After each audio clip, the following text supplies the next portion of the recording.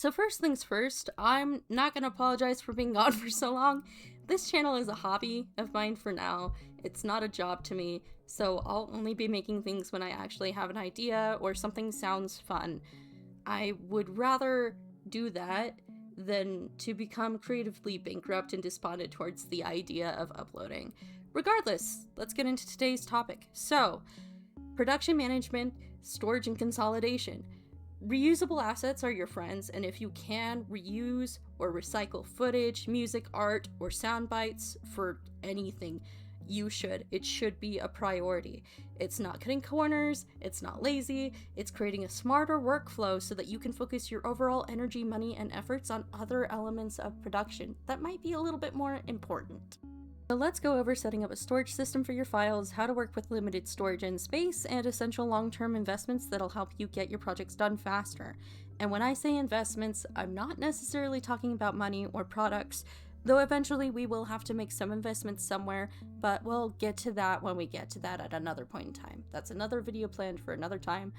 And also, I don't feel comfortable necessarily recommending products because it's been a long time since I've purchased anything related to YouTube, so I don't know what the next best thing on the market is and how it compares to the older equipment. Now, without naming names, one of the environments I worked in had one of the worst organization methods I had ever seen. We were working on a parody project and half of the assets were missing for it when I hopped on as a project manager. They were hyperlinked in a spreadsheet rather than being saved, zipped, and uploaded to a storage drive. So I had no way of contacting the original artists to see if they had the original files, as most of the hyperlinks were corrupted, and as a result, it set back production, I want to say 4 or 5 months.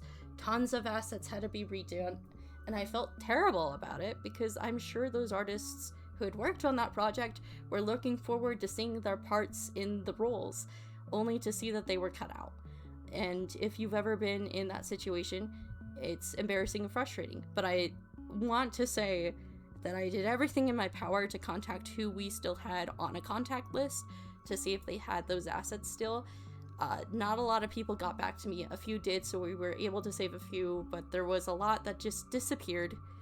And it was no fault of mine. And I want to say that it was no fault of the previous project manager because they had a drive system as well.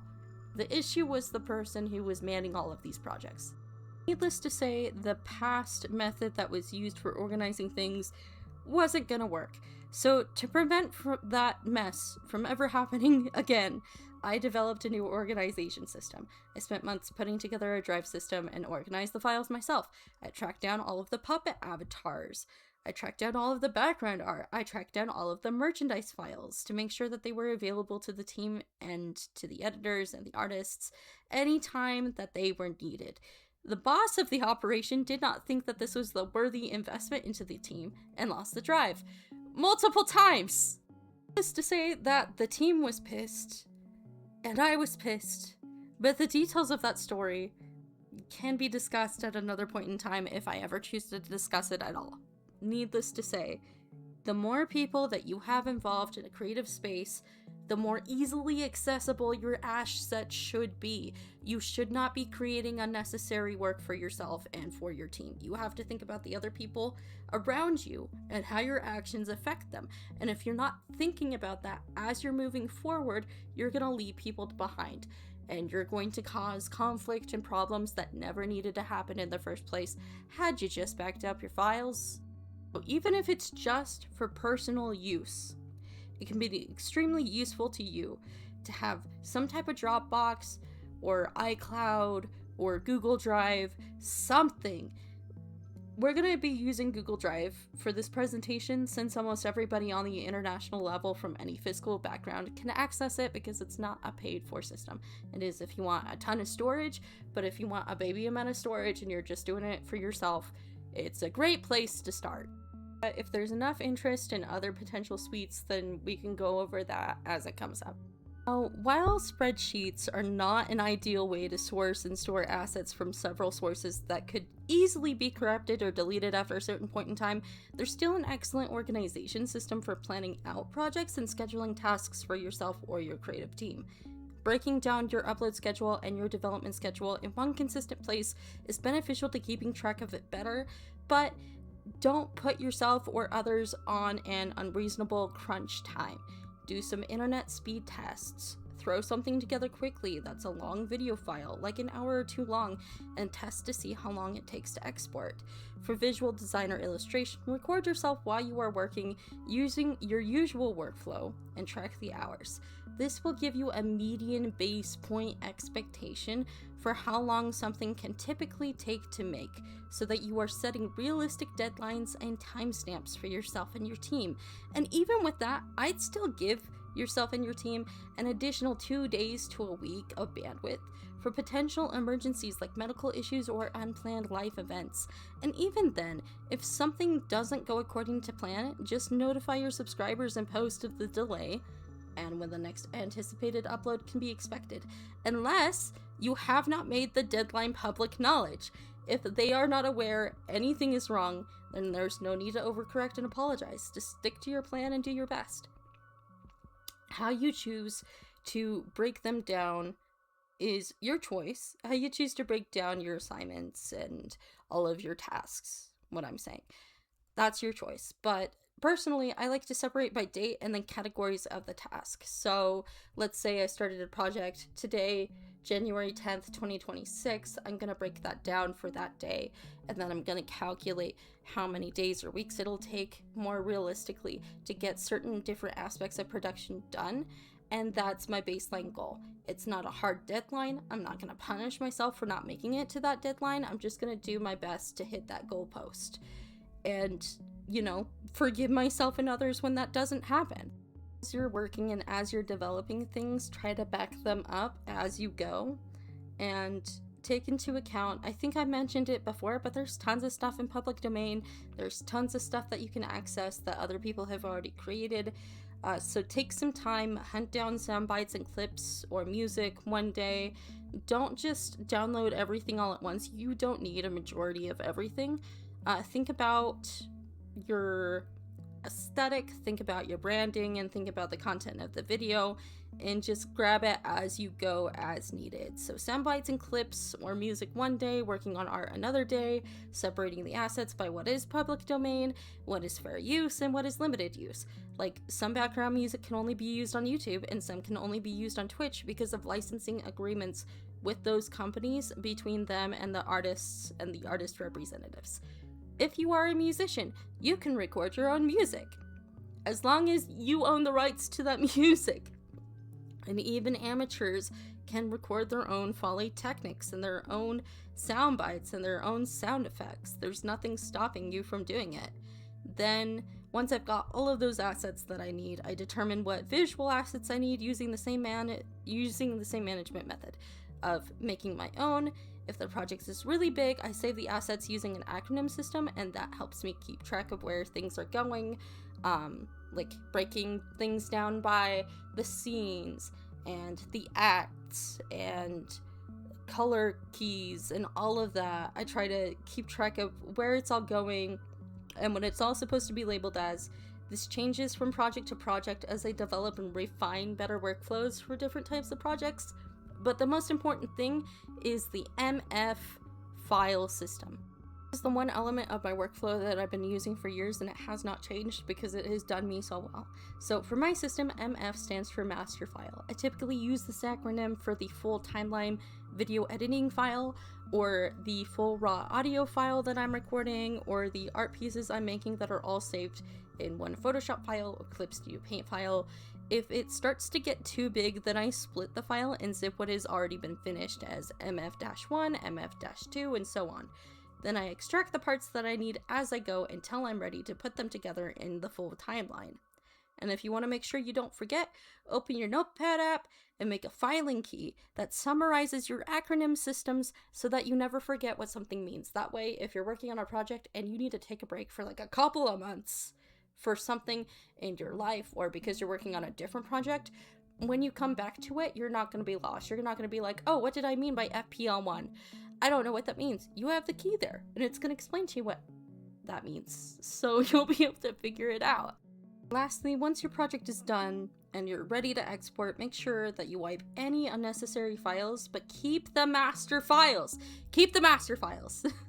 I'd also recommend keeping a copy of your export and your final RAW and taking that and zipping them away with your master files, and maybe even storing the zip folder in multiple places: an online cloud, your hard drive, and if you can jump for it, a thumb drive, an SSD card, or an external drive. This way, if YouTube or your chosen platform flags one of your videos for a copyright violation or for a terms violation while you are pre-testing for it, you can remove those clips or those songs from the original file, and you are not losing all of your hard work. You need to be prepared to cut or lose some things as you work, especially if your content is derivative or for review and parody. You are walking into a hornet's nest of legal tape with those genres on YouTube specifically. So if you use music or footage from other movies or shows, especially if they're owned by big companies, usually they're going to get auto-flagged even if you've gone through all of the legal work to get permission to use something, like a temporary use license or something. It's just how YouTube's automated system works. It will always flag something, so you want to just be prepared and be open to change, because it will be required of you more often than not.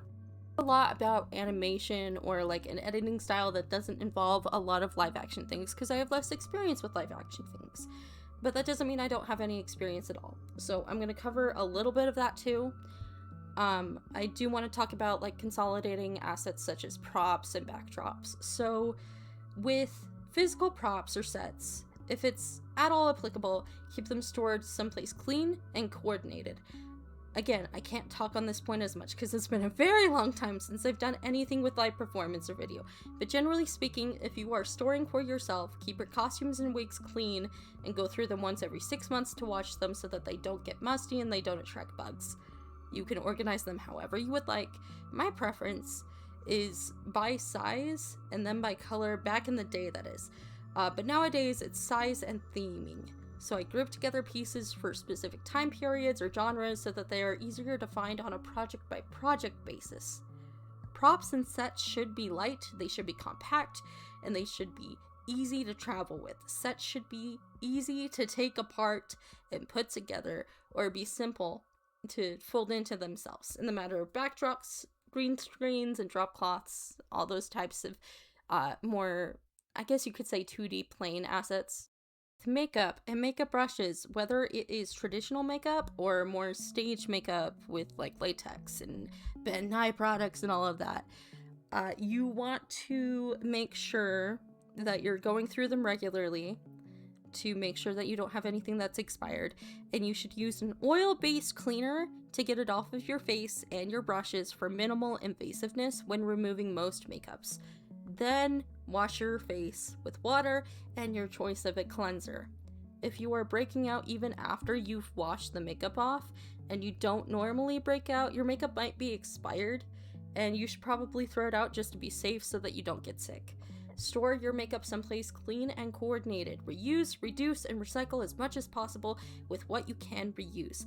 If you're ready to retire some assets or some props, and you've got a big enough audience for it, you should auction them off or sell the digital assets as a downloadable zip file for people to use or study. Use the funds to help plan your next big project, or donate them to charity.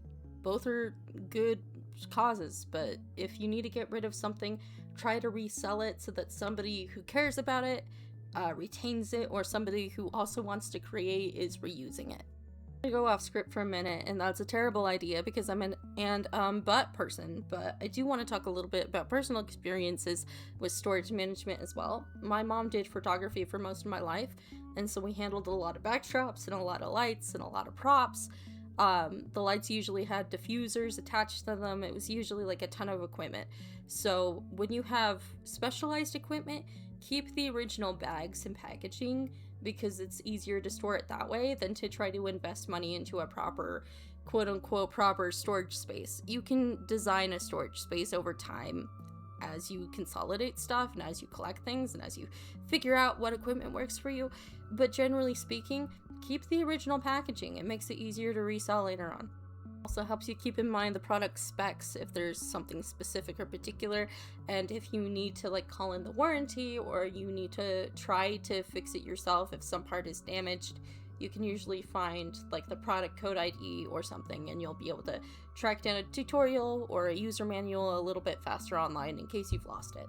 All I have to say on storage consolidation right now. I really hope you take it to heart. If nothing else, please just take it to heart. I hate working on development projects where the person in charge is not keeping track of anything. Like, I don't care what your actual methodology is for how you structure your meetings or how you manage your team. That's your business. But if you're not keeping track of stuff, that's the most basic thing. That's the most basic thing that you need to know how to be able to do. Whether you're working on YouTube, or whether you're doing stage production, or whether you're just running a small business, like, you need to be keeping track of every business expense. You need to be keeping track of everything that is essential to your process. You cannot rely on other people to always just have it on hand, because if they're making it for you, and it's your projection, then it's your responsibility to have that. It's the bare minimum expectation of you to just keep track of your stuff. Put it in zip folders so it doesn't take as much space. Store it away. If you want a physical drive that's external because you plan on backing up years worth of assets, jump for it. They are expensive, just a heads up. If you're like me, like I like to use the spring cleaning method, because I regularly change my aesthetic and my branding because I get bored with it all the time. So usually once a year I'll go through, I'll get rid of any assets that I feel like no longer service me, but they're way too personal to resell. They can't just be modified and given to somebody else because they're a little bit too specific to my branding specifically. So I will get rid of them, and I will clear up storage space. And if there's ones that I still like, even if I don't plan on using them anymore for nostalgic reasons, then I'll zip them and I'll keep them someplace. And it's fun to go back through every once in a while. And it can still be useful to your process, because sometimes you forget how to do certain things and then you've got it backed up somewhere. Dead serious, keep track of your stuff, or I will hunt you down and fold you like a crepe. Do you think I'm joking? I am joking, but it's not just a pet peeve. It is like an actual thing that you cannot afford to just not do. You have to do it. It is like, if you're not the type of person who's into creative development, if you're more just like the showrunner or the face of the project, the bare minimum that you can do is administration of your project. It's taking all my self-control not to cuss right now. I am still beefed about that. Like, you cannot do that to people. It is more than an inconvenience. It is actually a dick move. Just keep track of your stuff, please. You cannot be dependent on other people to do that for you. Anyways, thank you for watching. I hope this helped you in some way. I hope this answered some questions for you. Again, thank you for watching. Have a wonderful day. Bye-bye.